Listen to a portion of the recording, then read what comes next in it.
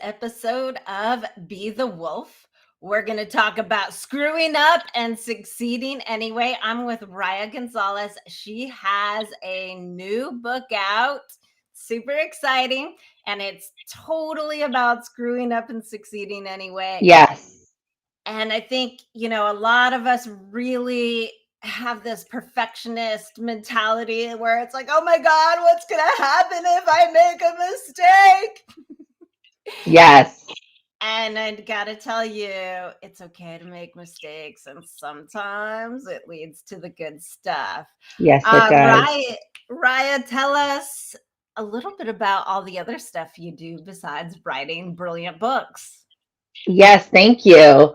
So I'm Riah Gonzalez. I am the founder and CEO of Link Consulting Solutions, which has absolutely nothing to do with my role as an author, but it is a phenomenal business. And I help female entrepreneurs who are doing it themselves and or have a very small team find affordable help in the Philippines. And in that process, we are actually empowering women in the Philippines to be business owners themselves. Some of those women are not able to work outside of the home, but have, this amazing education and experience. So it's just rewarding all the way around to connect business owners with other business owners. And so that is what I do for my quote unquote day job, although it's like half time now. And then my other side of my business is this wonderful book and speaking on these topics that are very aligned with Be the Wolf, and empowering people to be themselves, even when themselves is not exactly what they thought they were supposed to be. Well, speaking of what you thought you were supposed to be, we all have these ideas growing up, Yes, whether the ideas are fed to us from our parents or society at large, maybe our grandparents, maybe we see our friends' parents, and we get all this information coming at us. What did you, before you were sort of forced to strike out on your own, what did you yes. think your life was supposed to look like? There's two branches to that. So when I was 5, I said I was going to be a nurse.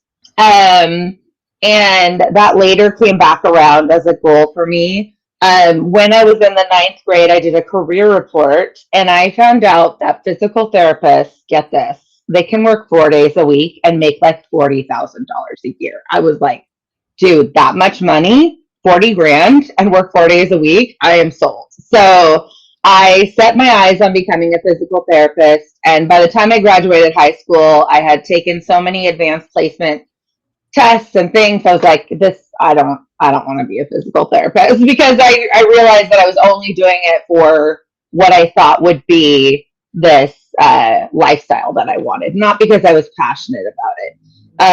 I went into a field of healthcare. I did administration. I did practice management, and my degree is in administrative management and IT. Which I always tell people, I can't fix your computer. I can Google, like I have a professional degree in Googling, but I can also help you find software and tools to help you run your business in an effective way.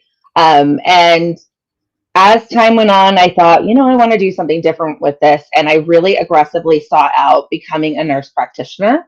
I was very, very close. And then my life went completely sideways. And so I had to rethink everything. But those were the two things. Somehow I always knew I was going to be in healthcare. And here I am. And I know for a fact, never going to be in healthcare again. So, Well, actually, in some ways, you and I are both in healthcare. It just comes at it from a different angle. yes, We're talking so true. about because the mind and the body are 100% Yes, connected. I mean, they've proven it. Like every thought you have, every feeling you have affects every single cell in your body. So when your mind is healthy and the stress that you have in your life is less, you are a healthier person across the board. So you are still in healthcare. thank you for saying that. That makes me feel so good because that's actually very, very true. I think especially the aspect that I took in terms of caring for the mental health of the team and really improving communication from the providers to the team. You're right. I think in a lot of ways that connects to what I'm doing right now in helping people connect with themselves. 100%. So, what did your parents have an idea, or did they tell you what you should be? I am the product of a hippie musician and a hippie artist who became born again Christians. And so, not so much. My dad got a college certificate, and my mom did some college, but a lot of her education was life experience. And so, I was actually the first in my family to graduate from college in my nuclear family. And my sister has gone on to up me and get her master's degree, and I'm so proud of her. And So there wasn't a lot of external pressure to do that. For some reason, there was a lot of internal pressure. I had to get the 4.0. I had to get the education, and there's a whole story in the book about that. um and but I It's unhealthy in a lot of ways to put that type of pressure on yourself, and also parental pressure in that way can be very unhealthy. There's some motivation and good things that come from it, but luckily for me, that was not a component. It was more like this internal need for affirmation and validation. And I sought that through this academic pursuit. Yeah, I think it's real interesting. I think it's so common for people to look for a way to be successful, and it's trying to validate your worth. And when we're young, we don't have a lot of resources. We have school right at our fingertips. Yes, So there's this thing, okay, if I do really well in school, I get a good education, I do this thing, then I'm going to have this great life and everybody's going to love me, and then my life is going to be great because everybody will love me and I'll feel good. yes. Okay. Well, and there's that immediate feedback, right? I mean, grades and test scores tell you immediately, did you perform in the way that was expected? Should you celebrate or should you be depressed? Like there's this immediate feedback all along the way where you determine whether or not you had a good day or whether or not you had a good month or good quarter. And so there that can be a high, or that can be something that really traps you in a low and can be demotivating for you. For my children, I have three daughters, two of which are in their 20s, and I have a seventh grader. And I just had this conversation with my seventh grader because she's like, Mom, my friends, their parents are so hard on them, and some of them are freaking out about getting a B. She's like, why do you never why are you the way you are? And I was like, because my thing is, are you showing up? Like, are you turning in your homework to the best of your ability? If you get a D, like, you are smart, kid. Like, I know you didn't try. Like, I know. But if you get a C and I see that you're putting forth the effort, I'm not going to be mad at you. I might say, like, what do you need help in? Do we need to bring in some resources, that kind of thing? But like, I don't care. I've already done middle school and high school, so I'm not doing it for you. But I'm not going to judge you if you're showing up in your best. And that's all I care about. Are you doing the work? Are you studying and maintaining your mental health? And if you are doing those things, that's all I can ask from you. And I know that that's sort of a unicorn thing to say, but I mean, like, C's get degrees, so like, in the end of the day, very few people after you get out of high school and you start college are going to ask you what your GPA is. As long as you're doing your best, that's all you can ask for. Yeah, 100%. It's interesting too. I think about school is measurable, right? You've got those Yes. grades. And I think a lot of people move into their jobs and they use, it's still a very measurable thing on many Yeah. ways. Like, you still have a job, you're not getting fired, you get promoted, you do Yeah. well, you push yourself, and you're getting all this acknowledgement, or not. Maybe you're pushing too hard, you try and do your best, but it's very clear. I know for me, it was very clear when I started working, this is what you do, this is the Yes. reward that you get. But when you get to relationships and navigating relationships, that is way too difficult, way too much, way more complicated. And I know for me, and I think this happens for a lot of people, is they bury themselves in work because you understand what the metrics are. And Yes. relationships are not so understandable. And I think this is one of the things that really drives people into workaholism and to Oh, burnout. 100%. Yeah, there's so many applications to that. I think of my perspective as an entrepreneur. Um, I always say you don't have coworkers when you're an entrepreneur. No one's going to come and tell you you're doing a good job. And maybe you're earning well in revenue, but that doesn't actually mean that you're doing a good job, because that could be fleeting. And then when it goes away, you're like, why, oh, I'm sucking. I'm not doing what I'm supposed to be doing. And so you have to find a new metric for yourself. And sometimes that's unpredictable. In friendship, same thing. Like, how do you know you're being a good friend? Is it because you're giving all and they're giving some? Is this equitable? Like, is that the measurement? I think in romantic relationships, I mean, from my perspective, I got married at 19 to my husband, who I met my senior year of high school. We didn't go to school together. And we've been married for about 25 years. For many people, that means that we have a very successful marriage. And they're like, how do you do it? There are so many people.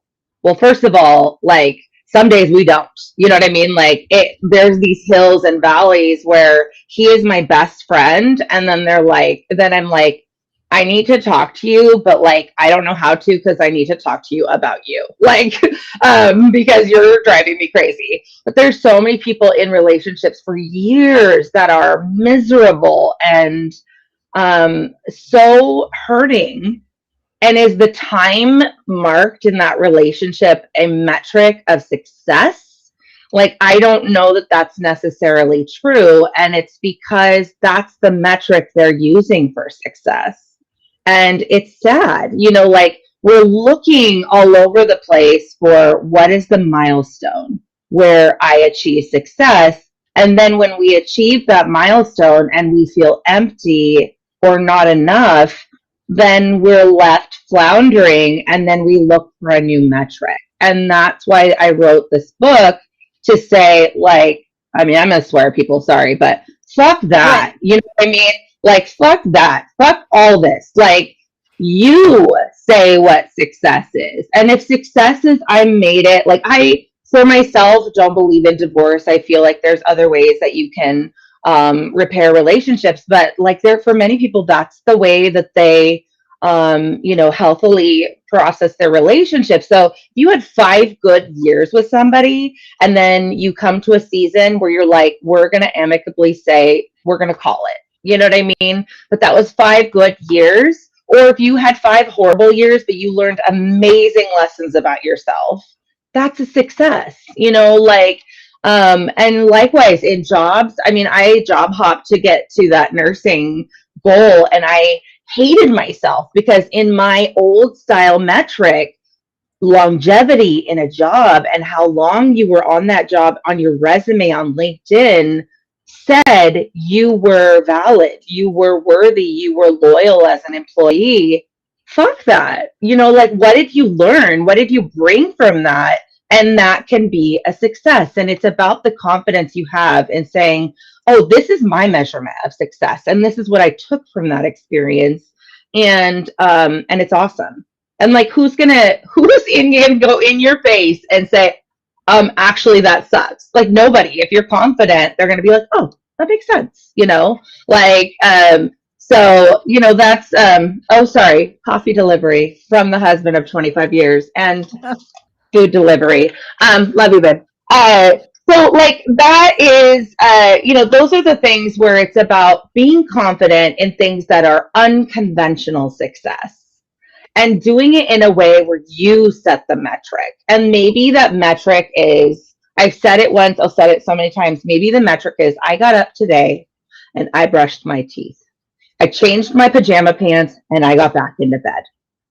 That could be a metric of success because I myself, like many people, suffer from anxiety and depression. There are millions of people who have different mental health challenges, and sometimes that's it. And you know what?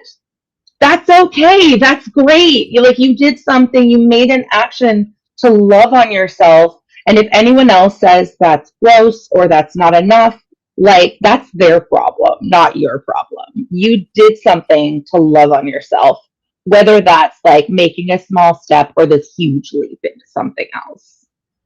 Right. And I'm really reminded of understanding what your values are and understanding what's important to you, because you talked about loyalty and longevity, and Yes, that's important for some people. That is the metric absolutely. for success, and it's okay that that is their metric.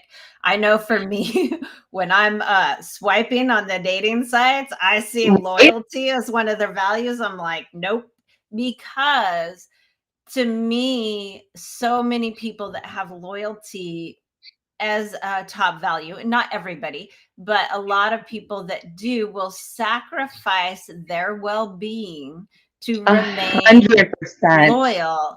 And I am about growth and expansion. I am about Yes, connection. I am about actually feeling freedom and love in your body, in your relationships, and all of those things. And when you are loyal to the point of, I've seen it so many times, people making themselves sick because they're burning out, because yes, they are doing everything for their family and not allowing any space for themselves to heal. And then when all is said and done, they end up in this place where they end up sick, and their body, their yes, unconscious mind forces them to slow down and take that time for themselves. So for me, it's something that is a red flag. Now, does every person that has a value, a strong value of loyalty, operate that way? 100% not. But it is about, for anybody, about doing what is 100% right for you and holding true right. to what's right for you. Now, your journey was very not conventional. No, You started before you even graduated high school. yes, You had to figure it out on your own. Tell us a I did. little bit about how you were almost forced to become the wolf at a very young age. Yeah, absolutely. It's tough because I have to tell this story because it is so fundamental to who I am. But it involves people that are still in my life and I love very deeply. But I had a very difficult home life for multiple years leading up to my senior year in high school. And ultimately, what culminated was about 3 months before graduation, I found myself with the lack of opportunity of staying inside my family home. It resulted in a brief stint of homelessness. It wasn't very long. I slept in my car for a little bit. And then there was this beautiful family, shout out to the Higgins, who I barely knew. I had a friend who I was getting to know. She had told her parents that I had sort of a difficult home life. And almost flippantly, they had said to me one time, if you ever need a place to stay, come and talk to us. And so one morning I showed up on their doorstep at 7 a.m. and I was like, how serious were you about that comment? And they did. They took me in past graduation. They actually let me stay with them for another year. And it was so beautiful to see what a functional family, meaning they still had their struggles, but to be so cared for in such a loving way, and allowing me to figure out independently who I was going to be in this hurting and really raw space. And I wasn't ready to be an adult. I was a child, you know. I was an honor society officer. I was on drill team. I was like in all of these things, and I nearly failed high school and had to drop out and get my GED because everything took a dive when your world implodes. And college was no longer on the table because I did not live at home, so I can't like get a FAFSA with my parents' tax information. I can't get emancipated because I'm 18. And so it was just a really challenging time. And so what ultimately I decided to do, um, maybe subconsciously out of safety, but also in my mind, I felt like it was a really good decision was just to get married. So I graduated from high school in June, and May 2nd of the next year, I got married, and I was 19 years old and immediately got pregnant because I wanted to have that stability, that family. And it brought all of these challenges because I'm bringing an adolescent brain into a very adult world. I would take back nothing. I have the most fucking phenomenal family, amazing children, resilient.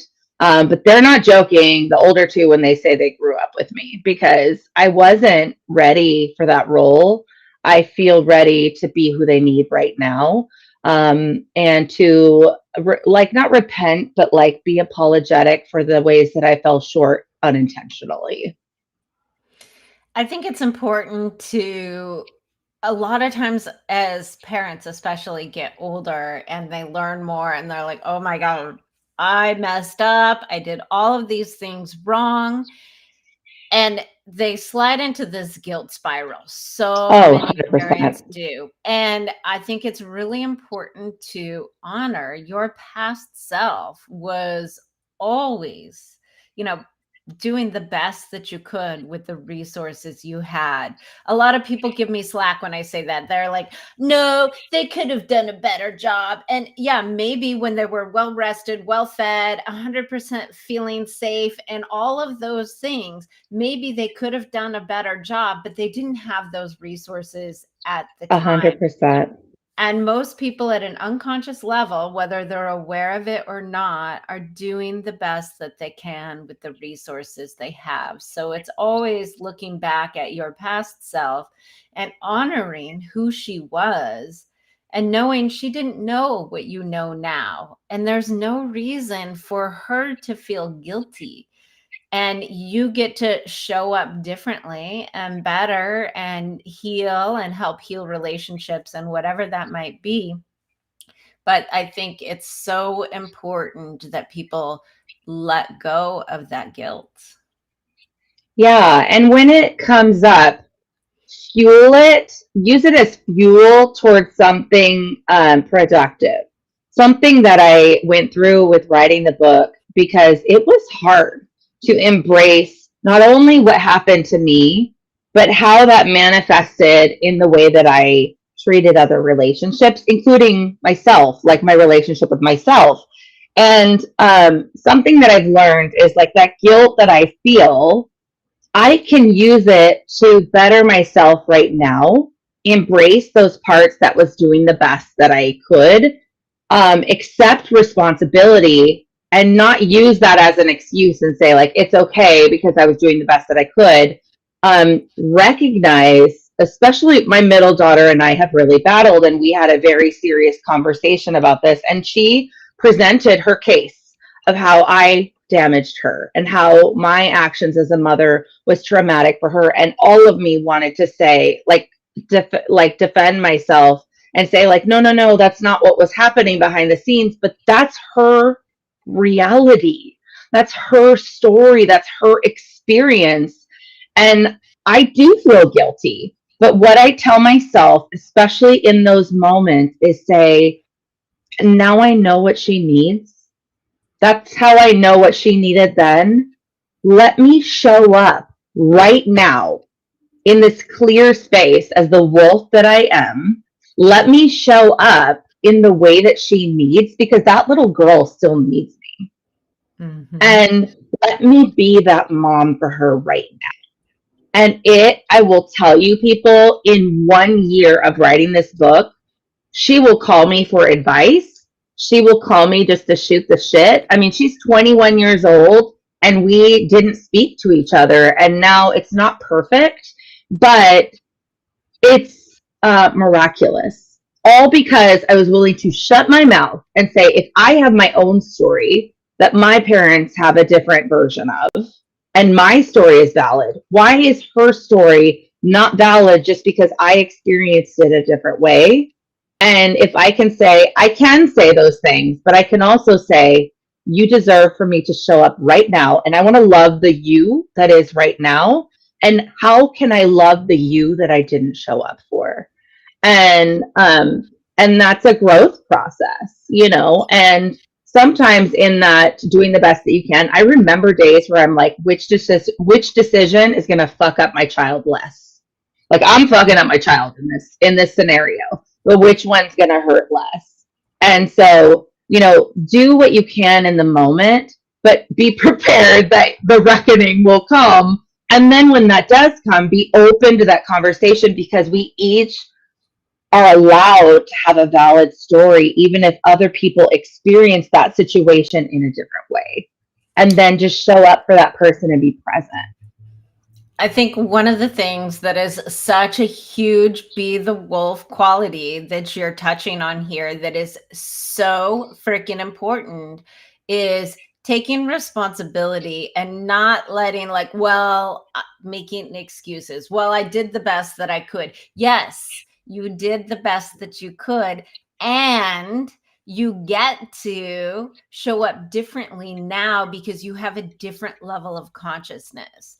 And by Yes. understanding that you have more knowledge, more resources, it is your responsibility to show up better and to take responsibility for the past. And that's not about like blaming, like, well, I was, on drugs, or I was not mothered well as a child, or whatever the excuse might be.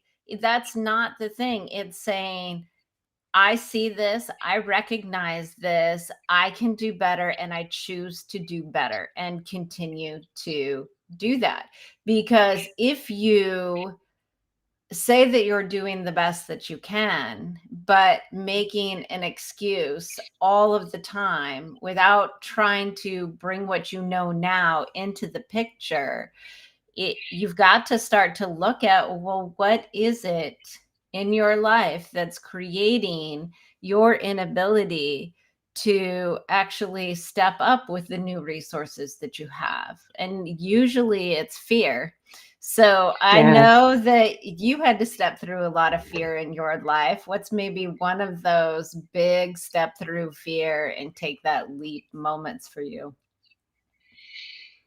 I could choose a million. I would say, well, I'll go to another like pivotal. There was so many things happening at this time, but the culmination of it and how I became an entrepreneur is I was fired from my clinical job that was toxic AF.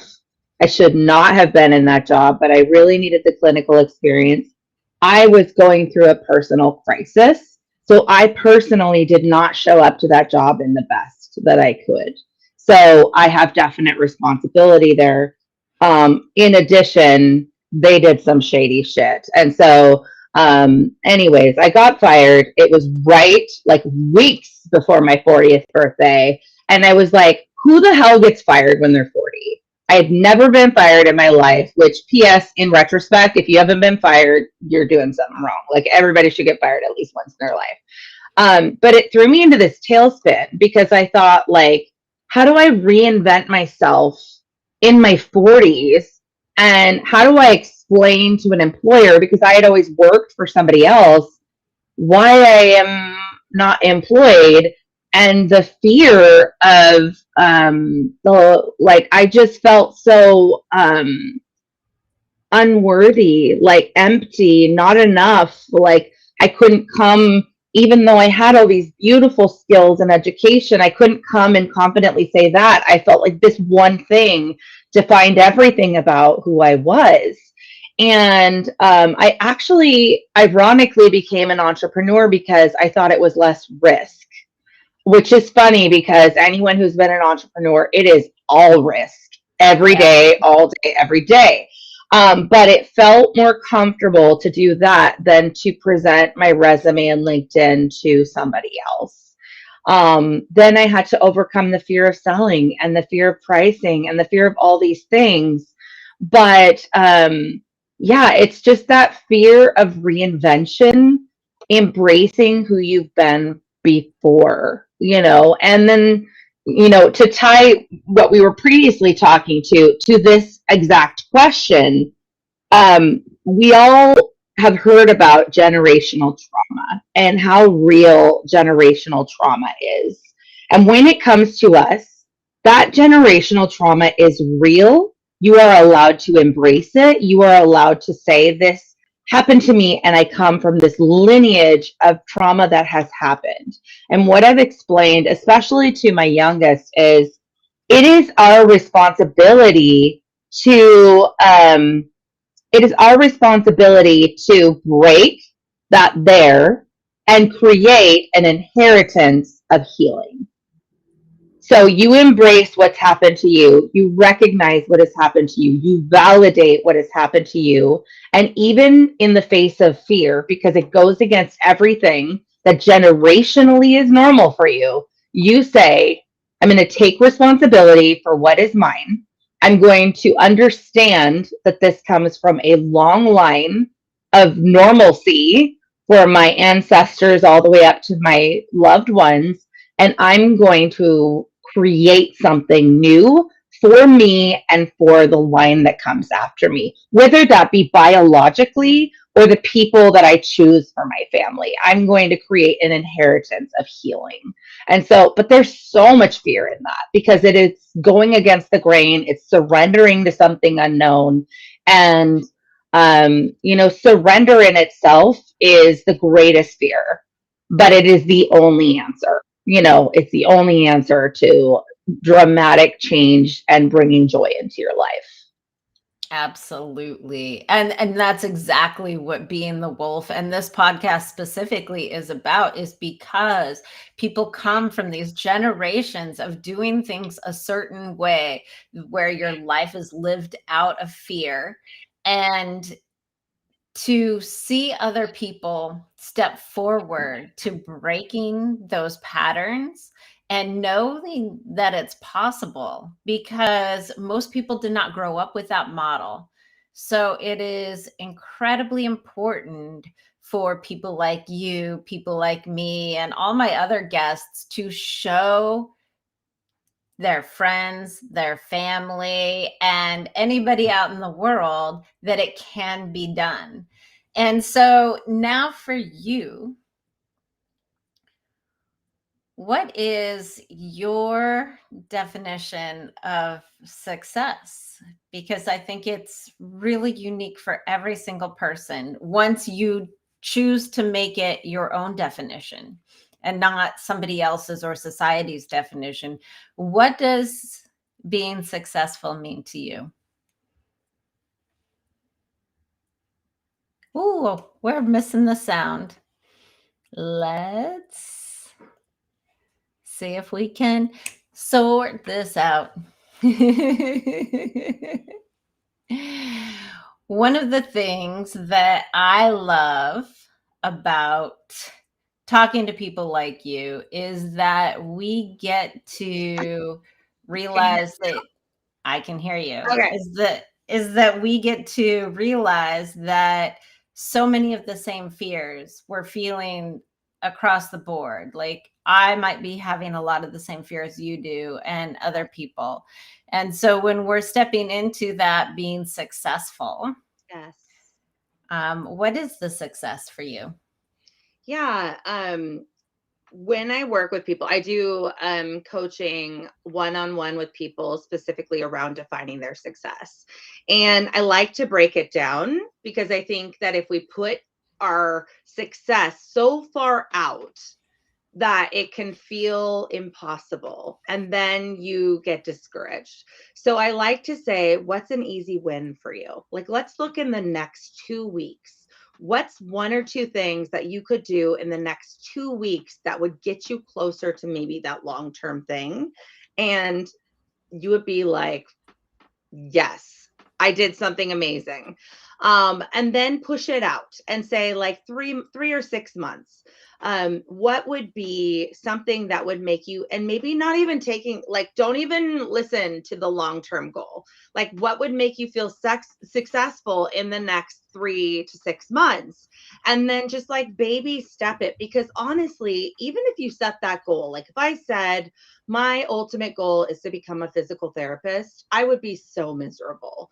And if all of my action steps had led towards that one thing, that would be so miserable. But I can say, my 1 to 2 week goal is I would like to take my vitamins, my medicine every day. I'd like to drink 2 cups of water a day because I'm horrible at that.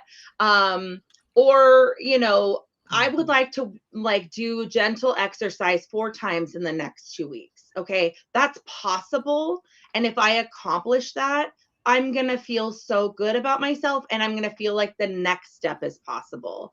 And then maybe the next step is equal. Like, you don't always have to like re-up yourself. Like, I think we have to like, okay, I did it 4 times, now I have to do it 3 times. What if you just said, I'm going to do another 2 weeks, where within that 2 weeks I'm going to do gentle exercise for 4 times? Like, we have to constantly redefine that for ourselves. And maybe you get to those 2 weeks and you're like, actually, this is too far. I need to move the line closer. And today, what I need to do is I need to lay in bed. I need to meditate or listen to like singing bowls, Tibetan singing bowls. I need to feed myself. And that's what I need for self-care in today. And if I do that, I feel successful. Or maybe I need to slay at work and cross off half of my to-do list. But it's that micro action towards success and giving yourself permission to constantly switch gears. And that doesn't mean you can't dream, like that doesn't mean you don't have big visions and big things, but allow yourself to mentally change that vision board. Like, Yep. let that, because circumstances change. What if you suddenly have to move? What if your relationship changes? What if something, somebody gets injured or disabled? What if you become injured or disabled? If that's your only metric of success, then you're unsuccessful for the rest of your life. So it's a flexibility. And I think allowing yourself to see short term, midterm, and then having a flexible long term, and just allowing yourself to say, maybe it doesn't change, but maybe it does, like maybe it Right. does. One of the things that I think is so important in what you just said is, you have that long-term vision, that big goal, and you get to focus on right now and what's Yeah. happening right now. People always talk about the power of now and presence in now. When you are so focused on the long-term goal, it's like people have blinders on and they don't see all these amazing opportunities that might be more aligned for what is true and right for your wolf self. Yes. And when your focus is too far ahead, when you're anxious about something, whether it's going to happen or not, your focus is behind you because there's a Yes. reason why you're anxious. So if you're feeling anxious about the future, you're stuck in forward and behind, and you're not here in the present, and you're not creating anything in the now. And the now, the little steps in the now, is what builds and builds and builds and creates. It is what allows you to create the life that's true. It's what allows you to feel like, oh, this doesn't feel in alignment anymore. So Right. I need to shift, and I get to shift because Yes. I'm not so attached to this thing that's in the future or in the past.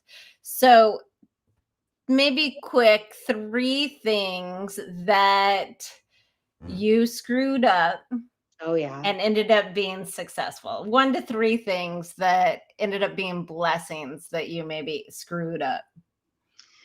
Yeah, one very big one is I went from one coping mechanism to a very unhealthy coping mechanism. And in and around that time of being in that job and getting fired, I took a social drinking habit into a very heavy drinking habit. And I was drinking a 6 pack of beer a night, sometimes more. And I did it to fall asleep, so like to relax because I deserved it.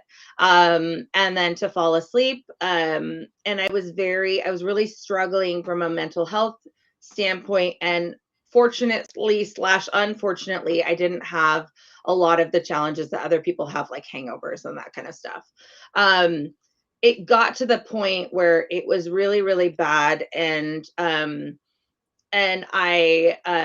didn't have to go through like a 12-step program or a traditional rehab type situation. I actually decided that I was done, and I was done. That is rare. I don't recommend that for everybody. Like, I just want to be really clear. Many people need to detox and go through it in a more traditional sense. What I have found long term from that situation is that I do that in other ways in my life. I use food in that way. I use work in that way. It's all a coping mechanism of numbing out, opting out of my life because it's too hard. Um, Super grateful that I'm sober. I'm coming up on 4 years sober. It's amazing. And it's not as hard in terms of once you get past that, it's not as hard as you think in the terms of like the social element of being tempted, and that it's more about the inner work to say, why was I doing that behavior? And then identifying the other ways we take that behavior into our life, like the eating and all those kinds of things. So that's a huge one for me. Um, the parenting challenges, you guys, I cannot express how much I messed up the first like 15, like it makes me teary, like that I messed up so much with my kids. And I'm a good mom, and I didn't mess up. Like, I didn't beat my children. I didn't do things that in that were unsafe in that way, but I just didn't show up. I didn't prioritize them. I made my career and my version of success more important than my kids. And it was damaging. And I'm undoing that now. I can't ever undo it completely, but I can show up. They're still young. They still need support. They still need to navigate this world in a way, and I can be that mom for them. And Yeah. they are better for it. So I would say, like, those are the two biggest ways that I've screwed up. But even if you haven't, had a substance abuse problem, or if you haven't had a relationship problem in that way, as you go through the stories in the book, things about the way that I experienced those and process those will resonate with you in other ways.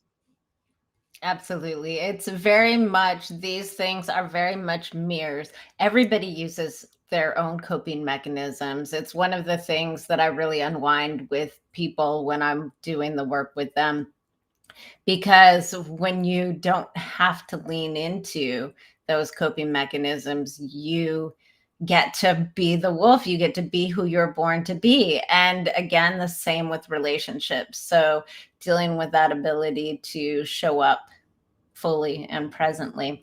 Yeah. So tell us all the things. You tell us about your book, tell us where to get your book, tell us all of the things and how to get in contact with you. So this is my book. It's called Successful as Fuck. It's fun. It's provocative. Like, you look cool if you're carrying it around. On your shelf. It is available just about everywhere. It's like all the usual suspects: Amazon, BarnesandNoble.com, all of that good stuff. I would really appreciate it if you would buy it.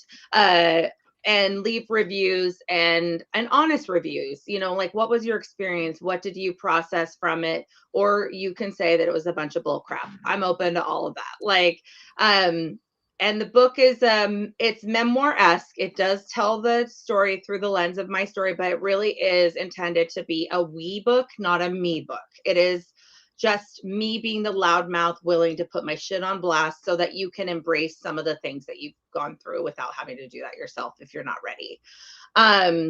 I am definitely excited about the opportunity of walking people. Primarily, I'm looking to work with millennial women to walk them through this phase of moving from, this is not what I expected in the early parts of millennial women, to that was not what I expected. Now what? And doing this success coaching and helping them redefine so that the next steps of their life don't feel like it's too late.